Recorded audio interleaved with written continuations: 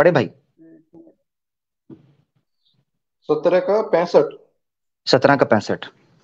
पढ़े जी, पदार्थ पढ़े इसका। पढ़ रहा हूँ, एक मिनट भाई। जी।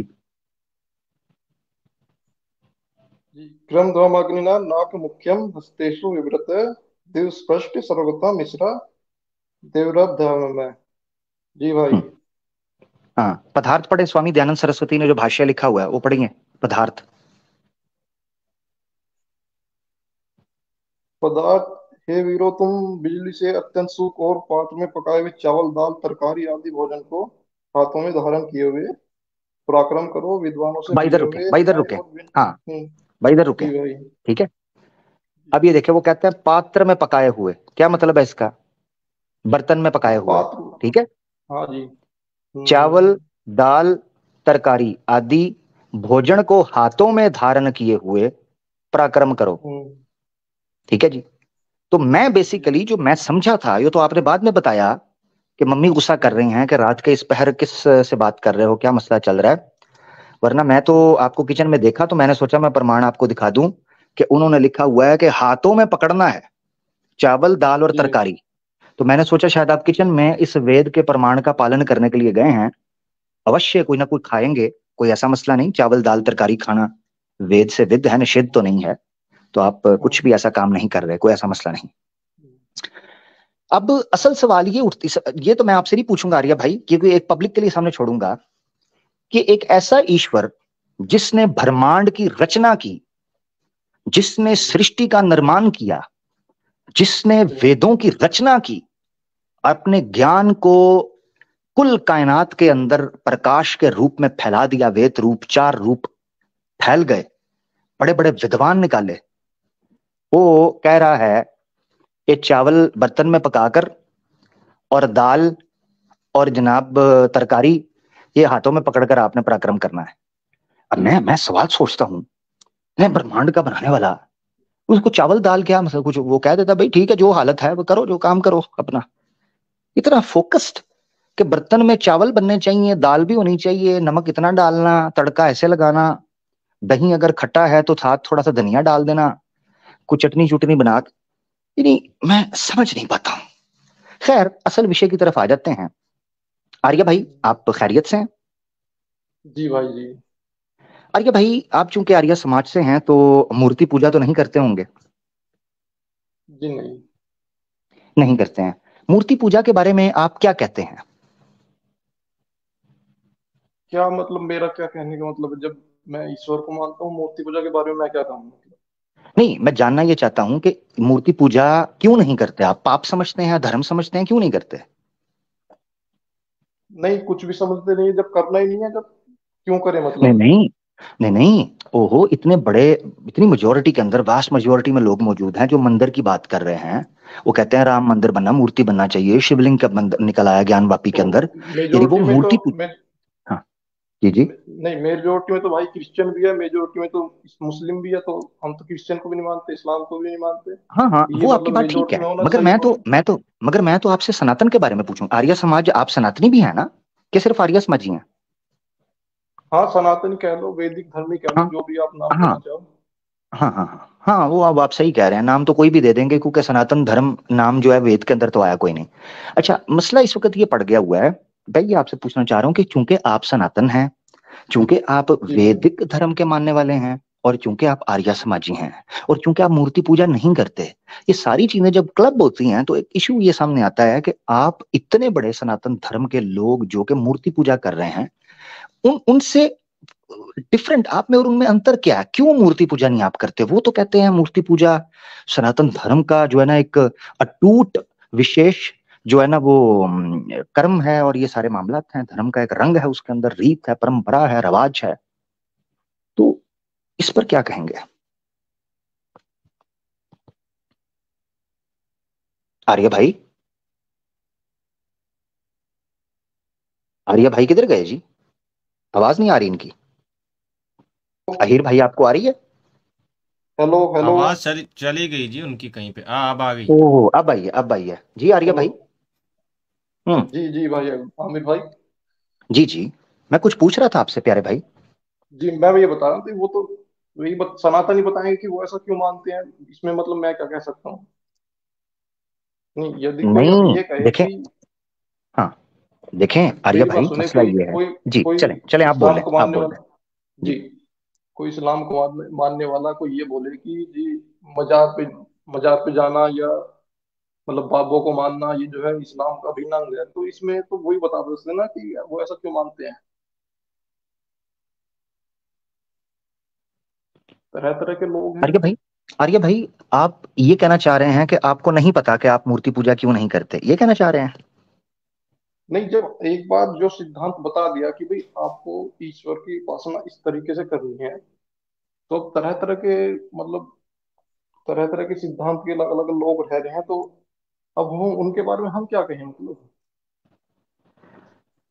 ठीक है, चलें यार, आप लोग परेशान ना हो, मुझे नीचे लोग नजर आ रहे हैं कि जो थोड़ा सा इरिटेट हो रहे हैं इनकी बात से। यार मुश्किल से आर्य समाजी को भाई आए हैं हमारे, आप देख लें, अब आपके सामने है। कम से कम इनमें ये तो एक, आप ये माने ना कि उनके अंदर एक एनर्जी और एक डेयरिंग ये है कि वो सामने आकर आर्य समाज की डिफेंस करने की कोशिश तो कर, प्रयास तो कर रहे हैं ना एटलीस्ट। उन हिजड़ों की तरह तो नहीं है नहीं ना जो पैसे सुपर चैटे इधर उधर लेते हैं, कम से कम वो सामने तो आया ना बंदा, तो उसका कम से कम नहीं, हमें ये सम्मान करना आप चाहिए। जी आर्य भाई ये आपका क्या बताइएगा। ऑब्जेक्शन है जी। हाँ, मैं ऑब्जेक्शन ही आपको बता रहा हूँ। मैं ये जानना चाह रहा हूं कि अगर आपने सत्यार्थ प्रकाश पढ़ी है, तो आपसे जो सवाल मैंने पूछा है उसका उत्तर बड़ी जल्दी तुरंत आपको दे देना चाहिए था। मैं ये पूछ रहा हूं कि मूर्ति पूजा क्यों नहीं करते आप, ये सवाल पूछ रहा हूं, आप जवाब नहीं दे रहे इसका। नहीं मतलब, अब आप, जी बोलें।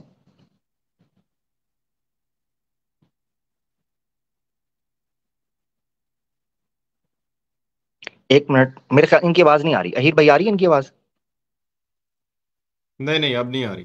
हेलो, ठीक है, हेलो। नहीं आ रही। आ- अब आर्या बोलिए। भाई, आर्या भाई आप ऐसे करें, चावल या दाल तरकारी पड़ी या थोड़ा खा लें। मुझे अब समझ आइए कि क्यों लिखा है यजुर्वेद में, थोड़ा सा खा लें, आपकी आवाज चली जाती है मेरा भाई, कोई अब नहीं समस्या जाएगी नहीं भाई, है। अब नहीं जाएगी। पता नहीं, नहीं चलें। नहीं, अब नहीं जाएगी।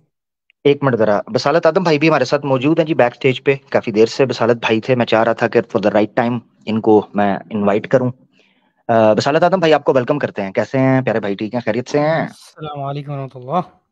वालेकुम अस्सलाम रहमतुल्लाहि व जज़ाकल्लाह बरकात। वालेकुम जज़ाकल्लाह आमिर अस्सलाम। भाई। भाई कैसे इस साहब, गरीब सलाम खाने अलैकुम को, रहमतुल्लाह। गरीब खाने का रास्ता भूल गए जनाब आप? हजरत गरीब गरीब को याद करता है, ये तो याद होगा आपको। क्या बात है। हाँ ये तो है। तो तमाम ऐसे, देखने वालों को ये जो 650-700 के करीब तो जी जी, अबूर कर गए हैं समंदर। इनमें से माशाल्लाह। आधे जो मुसलमान हैं उनको सलाम, और बाकी जो सनातनी और ये जो क्या नाम है इनका, आर्य समाजी है, इनको ओके आर्य, टाटा बाय बाय सो फार। आप कंटिन्यू कीजिए। ठीक है। अच्छा मैं एक रिक्वेस्ट, थैंक यू बसालत भाई, आप आए, बहुत बहुत शुक्रिया, आप साथ रहिएगा। अच्छा मेरी नीचे रिक्वेस्ट है कि दो लोग नीचे क्रिकेट की डिस्कशन कर रहे हैं उनको बैन कर दें, बाद में मैं खोल दूंगा, ठीक है ना? अभी उनको बैन कर दें, ताकि यहां पर वो जो रमीज राजा की तरह और यहां पर कमेंट्री कर रहे हैं ना, हाँ जी, सिद्धू की तरह, उनको खिद्दू की तरह यहां से साइड पे कर दें, ठीक है जी? हाँ, उनको भी छक्का मारें और छक्का मार के ग्राउंड से आउट कर दें। अब भी ठीक करके देता हूँ। हाँ जी, अब भी ठीक करके देता हूँ, हाँ आप ठीक करें, उनका जरा ना सलनसर खोल के चेक करें जरा कि कचरा कुचरा कहाँ फंसा हुआ है। नंबर एक। नंबर दो ये है कि जो नीचे फिरका वारियत की बात कर रहे हैं उनको भी गुप्त रोक लगा दें, दस्ती, बिना पूछे। जो फिरका वारियत कर रहा है मॉडरेटर्स, उसको 1 मिनट के लिए भी आपने बर्दाश्त नहीं करना, टाइम आउट दें एक बार, अगर फिर भी वो दुम ठीक ना हो आपने उसको बैन कर देना। हम एक एक अकेला मैं बोलता रहूंगा, कोई भी नीचे ना हो, मगर ये टीटो पार्टी नहीं होने दूंगा मैं, ये फिरका वारियत, ठीक है? इनको करें ब्लॉक, उसकी वजह मैं बताता हूँ। हिंदू, खास तौर पर जो आर्य समाजी हैं, इनकी ट्रेनिंग होती है इस चीज के ऊपर, ये एंड टाइम पर आते हैं, विषय ऊपर चल रहा होता है, आर्य समाज की डिस्कशन चल रही है, ये नीचे मुसलमानों की आइडिया बना के एन उस टाइम पर एक्टिव होते हैं, आप गौर कर लो, एन उस टाइम पर, और आकर फिरका वारियत शुरू कर देंगे, या क्रिकेट की कोई बात, या लड़कियों लड़कियों वाली आइडिया ले आएंगे एन उस टाइम के ऊपर, नोट कर लो। इसीलिए इनको साइड पे लगा दो, ये जितनी पापा की परियां हैं इनको भी साइड पे लगा दो, अगर कोई इधर उधर पापा की परी पर पुर मार रही है और कोई फिरका वारियत के एजेंट हैं उनको भी साइड पे लगा दो, और कोई विराट कोहली का खब्बा या सज्जा है उसको भी साइड पे लगा दो, ठीक है जी। या इधर शाहीन अफरीदी का कोई है उसको भी साइड पे लगा दो। हाँ, क्रिकेट फैन फोन नहीं हमें चाहिए यहाँ पर। इधर इधर पेट स्यापा पड़ गया है, इनको क्रिकेट की पड़ी हुई है, ठीक है ना जी। अब दो मुझे बद्दुआएं देते रहो जैसे मुझे बड़ी लगती हैं। मुझे कुछ भी नहीं लगता। स्वामी दयानंद ने कह दिया था प्रार्थना कोई नहीं लगती, तो जो करना चाहता है मेरे खिलाफ करता रहे, मुझे कोई परवाह नहीं जी। आर्य समाजी भाई, आपसे केवल एक प्रश्न था जिसका उत्तर तुरंत उत्पन्न होना चाहिए था, मगर मुझे लग रहा है आपको आपत्ति भी है और उत्पत्ति भी, मुझे लग रहा है कि थोड़ा सा चाहे कम पत्ती भी है। आर्य भाई, नहीं, आप उत्तर चाह रहे हैं तो मैं दे रहा हूँ कि ईश्वर निराकार है इसलिए नहीं करते। मैं आपसे पूछ रहा हूं कि मूर्ति पूजा क्यों नहीं करते, ये पहला सवाल है, मैं भी इसके बाद बता आगे रहा हूँ बढ़ेंगे। जी। जी जी। मैंने बता दिया मैंने कि ईश्वर निराकार है भाई, वो इसलिए कहते हैं नहीं करते। निराकार तो है मगर अवतार लेता है, वो कहता है अवतार लिया है श्री राम श्री कृष्णा की तो भाई शक्ल में। वे नहीं, वो तो इस बात का तो वे बताएंगे ना, समझ जो ऐसा मानते हैं भाई। इससे ये सवाल आप मुझसे क्यों पूछ रहे हो? मैं अभी आपसे पूछवा देता हूँ, ये लें जी। अपना अनाम जी, जो अनाम जी हमारे साथ हैं, वो श्री कृष्णा जी की पूजा करते हैं, श्री कृष्णा जी को नहीं अवतार वो मानते हैं वो।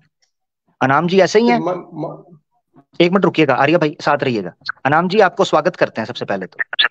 जी जनाब, मेरी आवाज आ रही है आप तक? जी आ रही है मगर फिर इको है यार ये बहुत मगर बड़ा अब मसला है। मगर अभी ठीक है, अभी बेहतर है, कम है, ठीक हो गई है। जी अच्छा अनाम जी, आपने मुझे एक बार बताया था कि आप श्री कृष्णा जी जो हैं उनकी पूजा करते हैं, मूर्ति वगैरह। मैं श्री कृष्णा की मूर्ति की पूजा करता हूँ, आपसे मैंने कहा था। हाँ एक बार आपने जिक्र किया था, क्योंकि आपने श्री कृष्णा जी का ये मैंने पिक्चर लगाई हुई है मैंने ना। वो लगाई हुई है क्योंकि श्री कृष्ण के जीवन काल से मैं प्रभावित अवश्य हूँ। वो मेरे लिए आप आदर्श अवश्य हैं, लेकिन उनकी पूजा नहीं करता मैं। यानी आप उनको अवतार मानते हैं कि नहीं? मैं आत्म साक्षात्कार में बिलीव करता हूँ, किसी ईश्वर या किसी भगवान या किसी पे फेथ रखने में विश्वास नहीं रखता। अब ठीक है अनाम जी आप साइड पर रहिएगा, क्योंकि मुझे एक जरूरत है ऐसे साथी की कि जो मूर्ति पूजा करता हो। अनाम जी भाई आप साथ रहिएगा, मैं आपको लूंगा। एक बार आप रिज्वाइन भी कर लें, आवाज में शोर। आर्य भाई आपने बताया कि वो निराकार है, ठीक हो गया, यहां तक हम आपके साथ हैं। तो आर्य भाई, जी अगर कोई मूर्ति पूजा करता है तो वो सनातन धर्म के जी विरुद्ध जा रहा है। जी हाँ, वैदिक धर्म के विरुद्ध है वो। वैदिक धर्म के विरुद्ध है, तो वो यानी वैदिक धर्म के विरुद्ध है, तो इसका मतलब है वैदिक धर्म से विरुद्ध हुआ तो वो अधर्मी हुआ, ऐसे ही है? नहीं अधर्मी नहीं हुआ? नहीं यानी वैदिक धर्म के विरुद्ध है, वेद विरुद्ध है, धर्म विरुद्ध है, तो धर्म के विरुद्ध तो अधर्मी होता है।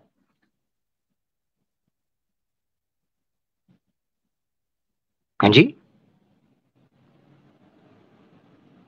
जनाब, जनाब इनकी आवाज फिर चली गई है,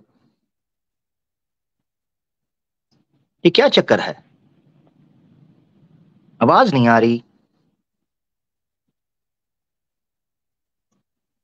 सर वो वेदों के अनुसार तरकारी वगैरह नहीं ना, वो आपने बताया, वो ओहो, अगर किया होता तो शायद। क्या करें, आर्या समाजी भाई की तो आवाज ही नहीं निकल रही, ये बड़ी घनी समस्या हो गई है।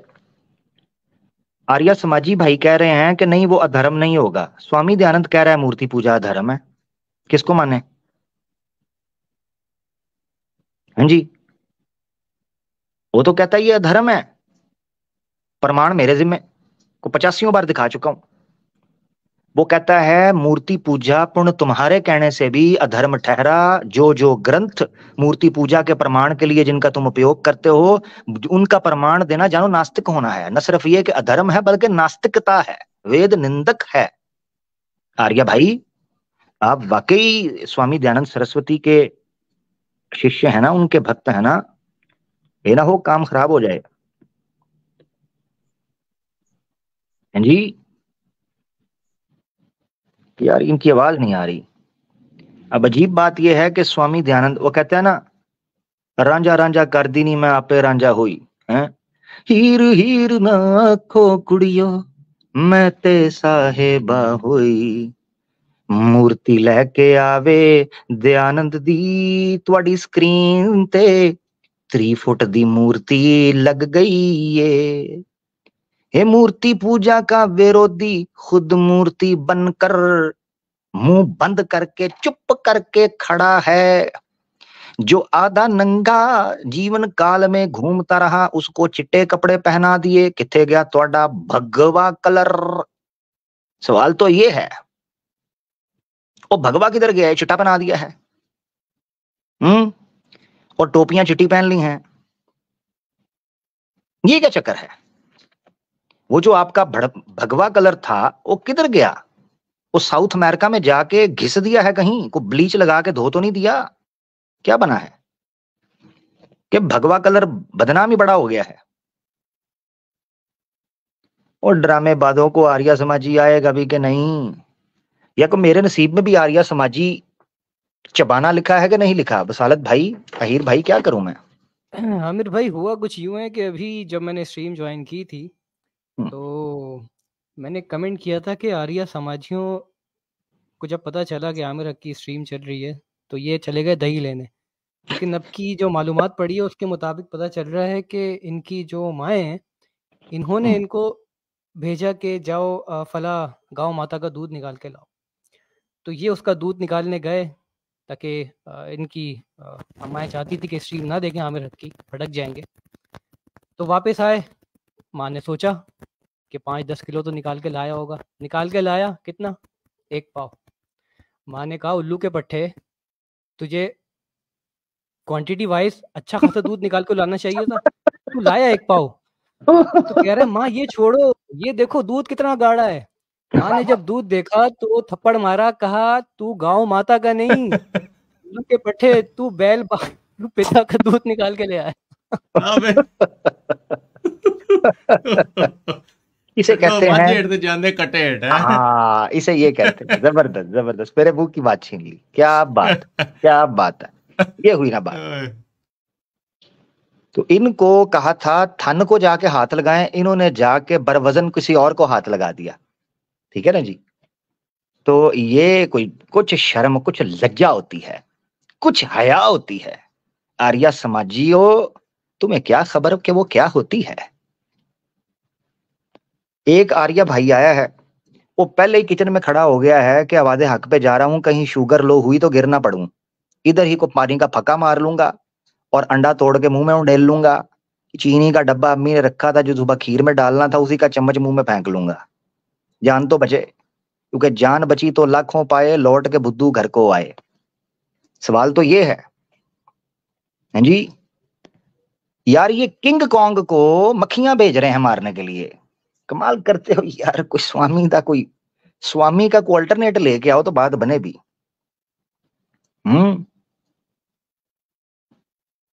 अनामजे भाई को ले लेते हैं। अनामजे भाई चूंकि आर्या समाजी नहीं है, मगर मैं अनाम भाई से पूछना चाहता हूँ, अनाम भाई आपने आज की बात सुनी है हमारी? जी बेशक कुछ हद तक तो सुनी है, लेकिन एक चीज मैं आपको कह दूं कि ये स्वामी दयानंद सरस्वती को आप लोग दार्शनिक क्यों मानते हैं? वो जैसे गधे को, जो एक स्त्री को अछूत समझता है, रजस्वला स्त्री को जिस रज से खुद पैदा हुआ है, तो उसके दर्शन को पढ़ना ही मूर्खता है। यार आप कह रहे हैं कि उसके दर्शन को पढ़ना ही मूर्खता है? अवश्य। जो छोटी छोटी बातों की समझ नहीं रखता, अध्यात्म का आदि नहीं आता, मैंने उसका दर्शन पढ़ा है, 2 कौड़ी का है। तो यार साउथ अमेरिका में, अनाम भाई, साउथ अमेरिका में, विश्व में पूरे उन्होंने गुरुकुल खड़े कर दिए हुए हैं। अरे वैसे ही गुरुकुल तो बहुत लोग खड़े, आसाराम बापू भी बहुत पंडाल चलाते हैं। हमारे भारत देश में एक आसाराम बापू हुए थे, बलात्कारी आसाराम बापू, वो भी बहुत पंडाल चलाते हैं। तो पाखंडियों की कमी नहीं है। अभी आप एक वो थे शंकराचार्य करके कोई थे, उनका नाम भूल गए, बलात्कार के केस में कैलाशपुरी कहीं जाके बसाए हैं, भग गए थे यहाँ से। भारत में पाखंडियों की कमी नहीं है, हम ये मानते हैं। हम पाखंड को अवश्य नकारेंगे, वो किसी भी तरीके से हो। ठीक। और रही बात इसकी दर्शन की, तो भारत की मूर्ति पूजा के पीछे गहरा रहस्य है। मैं इसे नहीं कहता, नकार नहीं सकते पूरी तरीके से, क्योंकि इसके पीछे रहस्य है और वो काम करता है। इंसान के इंटरनल एनर्जी पे काम करता है। अगर फेथ हो तो काम करेगा, जिसे त्राटक विधि कहते हैं। जब आप त्राटक में और कृत्या में जाएंगे तो उसके अर्थ को समझ जाएंगे कि कृत्या कैसे काम करता है, वो गहरा रहस्य है। लेकिन अब ये कह दीजिए कि मूर्ति पूजा पूरी तरीके से गलत भी नहीं है और एक तरीके से गलत भी है। अगर हम मूर्ति यानी अमुक में, बुत में, यानी मिट्टी की चीज में जो खुद के ऊपर बैठी हुई चीज नहीं हटा सकती, उसे भगवान समझ लें तो ये मूर्खता हो जाएगी। आप कह रहे हैं कि अब देखिए ना, माइक म्यूट कीजिएगा, इको आ रही है।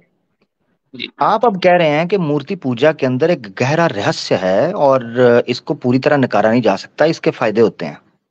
अब आप देखिए स्वामी दयानंद क्या कह रहे हैं। एक तरफ आप हैं अनाम जे भाई, एक तरफ लोग भारत देश में ही उसको महर्षि क्लेम करवाए हुए हैं। सत्यार्थ प्रकाश का पन्ना है 256 है जी। वो क्या कहता है? वो कहता है जो वेद से विरुद्ध चलते हैं उनमें कही हुई मूर्ति पूजा भी अधर्म रूप है। मनुष्य का ज्ञान जड़ की पूजा से नहीं बढ़ सकता, जड़ की पूजा नहीं बढ़ सकता, किंतु जो कुछ ज्ञान है वो नष्ट हो जाता है। आप कहते हैं मूर्ति पूजा के अंदर रहस्य है, उसमें कुछ फायदे भी हैं। वो कहते हैं कि जड़ की पूजा से कोई ज्ञान नहीं बढ़ता, बल्कि जो होता है वो भी नष्ट हो जाता है। इसीलिए ज्ञानियों की सेवा संग से ज्ञान बढ़ता है, पाषाण आदि से नहीं। यानी पाषाण आदि का मतलब है पत्थर की मूर्तियों बैठते हो, उनकी पूजाएं करते, उससे नहीं। आगे सुनिएगा, क्या पाषाण आदि मूर्ति पूजा से परमेश्वर को ध्यान में कभी ला सकता है? कहते मूर्ति पूजा से आप कहते हो जी परमेश्वर का ध्यान होता है, उसमें हम फोकस कंसंट्रेशन पैदा करते हैं, वो कर सकते हो? आगे जवाब देता है सेकंड लास्ट लाइन में, देखिएगा, खुद देखिए, स्वयं अपने नेत्रों से देखिए, अपने नेत्रों से, पवित्र नेत्रों से।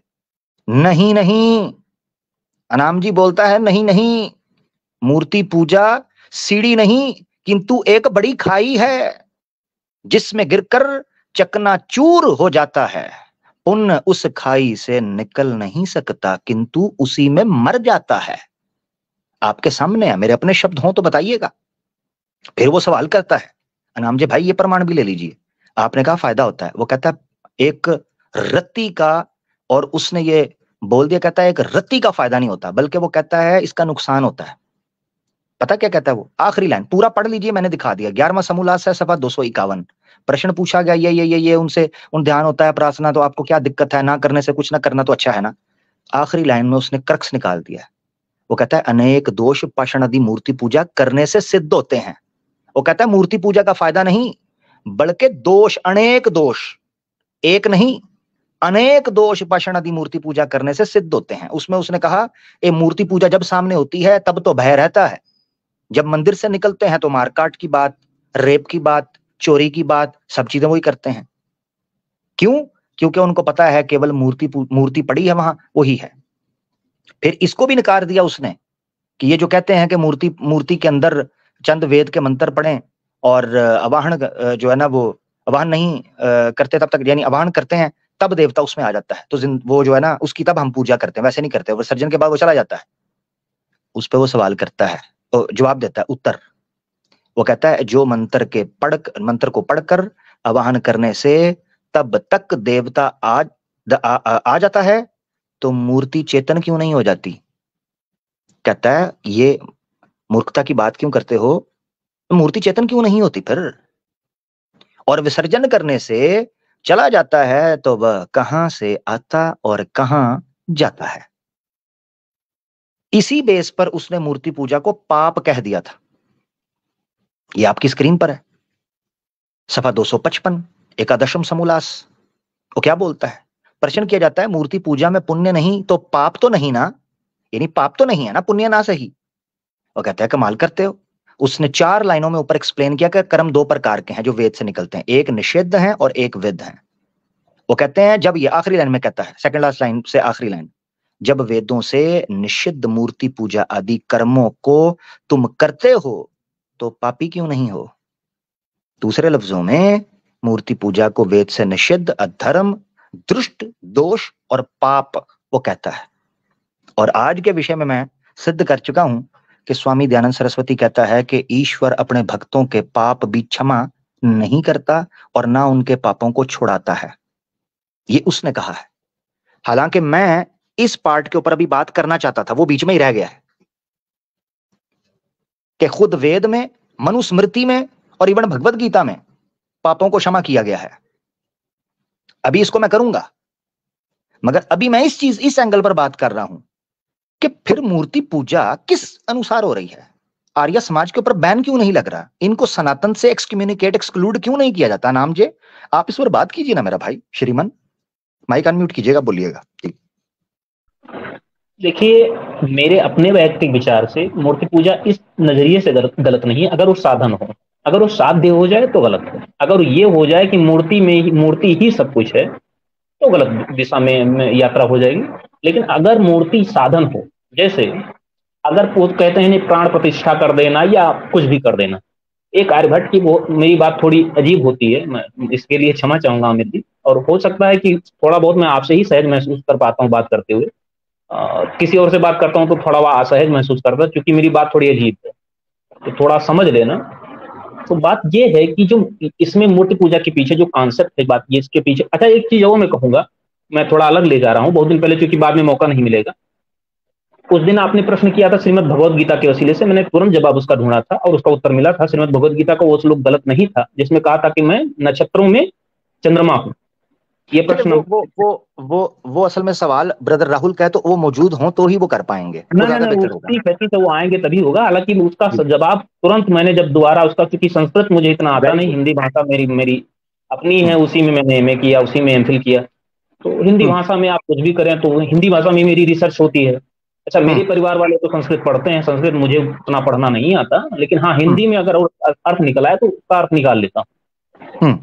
ये याद रखिएगा कि ब्रदर राहुल ने जो प्रश्न उठाया था ना, उसको सामने रखते हुए आपको सिद्ध करना है कि जो चंद्रमा है वो उपग्रह है। हाँ, नहीं, उपग्रह नहीं, उसमें प्रश्न का अलग मतलब ही अलग था। उन्होंने जो कहा था वो अलग नजरिए से कहा था, उसका उसमें जो लिखा है वो अलग नजरिए से है। चले जब वो आ जाएंगे तो मैं इसलिए कह रहा हूँ कि आपके सामने रहे कि उनका प्रश्न क्या है। अभी आपको बता दूं, ऐसा सरल इसलिए, कोई कह दे कि मैं समुद्र में मछली हूँ या समुद्र में मगर हूँ, तो उसमें ये नहीं कि समुद्र मगर हो गया या समुद्र मछली हो गया। 88 नक्षत्र हैं, जिसमें से 27 नक्षत्र ऐसे हैं जो चंद्रमा के पथ में। नहीं, ऐसे नहीं, ये ज्यादती है अनाम भाई, ये ज्यादती है। जब वो होंगे ब्रदर राहुल तब बात कीजिएगा, फिर मुझे अच्छा लगेगा बात। अभी मैंने इतनी बेस बनाई है, रेफरेंसेस दिखाए हैं, आपने पकड़ के सब पे ही पानी डाल दिया। नहीं, तो मैंने इसलिए कहा कि ताकि उस दिन किसी दिन ऐसा रखिए कि श्रीमद् भगवद गीता पे, क्योंकि जिसपे मैं पूरी तरीके से फेथ रखता हूँ, काफी हिंदी में रिसर्च किया है, संस्कृत में थोड़ा बहुत क्या है ना, उसका जब अनुवाद करना होता है कुछ जगह मतभेद हो जाते हैं, क्योंकि अक्षर सा अनुवाद नहीं हुआ, टिप्पणीकार टीकाकार इधर उधर का अर्थ निकाल देते हैं कभी कभी, इसलिए थोड़ा बहुत कॉन्सेप्ट में थोड़ा बहुत हो जाता है। दूसरी बात, अगर ये मूर्ति पूजा के विषय में कह रहा, अगर मूर्ति पूजा साधन है, जैसे आपको मैं बता दूं, एक बहुत छोटा सा प्रश्न मेरे बचपन में मेरे पैदा हुआ था। मेरे बाबा ने एक बहुत अच्छी बात बताई थी, और मैं आपको आपकी जानकारी के लिए बता दूं, मेरे बाबा अध्यात्म के बहुत गहरे ज्ञानी थे। उन्हें ब्रह्मत्व प्राप्त हुआ या नहीं प्राप्त हुआ मुझे नहीं पता, लेकिन उन्होंने अपने प्राण जब त्यागे थे तो जैसे कोई वस्त्र त्यागता है, ऐसे मतलब समाधि की अवस्था में बैठे और बैठे बैठे उन्होंने प्राण त्याग दिया। कुछ दिन पहले बताया, इस दिन को मैं प्राण अपना शरीर छोड़ूंगा, उस दिन को उन्होंने शरीर छोड़ा। क्या बात जी। मेरे सगे बाबा थे, मेरे पिताजी के पिताजी थे, और वो जीवन में जल्दी बोलते नहीं थे, एक जगह पे बैठे रहते थे, और उनका सेवा, उनका खान पान, मतलब उनके पास कोई नहीं जाता था जल्दी। चले वो तो बात ठीक है, उसमें तो कोई बात नहीं है, मगर ये जो मूर्ति पूजा के बारे में स्वामी दयानंद अनाप शनाप बकता रहा है, इसका जुबान कौन बंद करेगा? इसका क्या करना है? इसको जवाब कौन देगा? अब देखिए वो क्या कहता है, वो कहता है, ये देखिए मैं आपको बताता हूँ, समझ जाएंगे आप स्वामी दयानंद की मक्कारी से समझ जाएंगे। सुन लीजिए, अभी स्वामी दयानंद की मक्कारी आप तुरंत पकड़ ले जाएंगे, मक्कारी कहाँ कर रहा था। जी, जब मूर्ति पूजा की कॉन्सेप्ट के पीछे जाइए कि आखिर विचार करे कोई कि आखिर मूर्ति पूजा कैसे शुरू हुआ। लोग मूर्ख तो थे नहीं, अगर मूर्ख ही थे, मैं मान लेता हूँ मोटे स्तर से मूर्ख थे, तो जो वैदिक मंत्रों का लिखे गए हैं, जो वैदिक मंत्र शिव के विषय में लिखे गए, शिव सूत्र लिखा गया, इतने पुराण लिखे गए, तो इसका मतलब वो मुझसे ज्यादा बुद्धिजीवी। तो मैं उन्हें मूर्ख न मानते उसके रहस्य को समझने की कोशिश करता हूँ। एक बार मान लेता हूँ झूठ ही कि वो सत्य था, और फिर उसके रहस्य को समझता हूँ कि क्या पता वो सत्य हो। मेरे बाबा की एक बहुत अच्छी बात कि सच्चा आस्तिक बनने से पहले सच्चा नास्तिक बनो। वो हमेशा कहते रहते थे, अगर तुम्हें सच्चाई जाननी है तो सबसे पहले तुम सबको नकार दो और फिर देखो वो है क्या। तो उसके पीछे कॉन्सेप्ट यही है। उन्होंने तो कहा था कि अगर टेक्नोलॉजी का सवाल पढ़ते हो तो तुम्हें कोई दिक्कत नहीं होती, तो तुम आध्यात्मिक रहस्य को पढ़ते हो तो तुम्हें दिक्कत क्यों होती है कि वो किसी ने कह दिया, अमुक ने कह दिया। वो तो रहस्य है, वो तो ज्ञान है, बस इतना काफी है तुम्हारे लिए। नॉलेज की बुक है, वो चाहे गीता से मिले, चाहे किसी विज्ञान की पुस्तक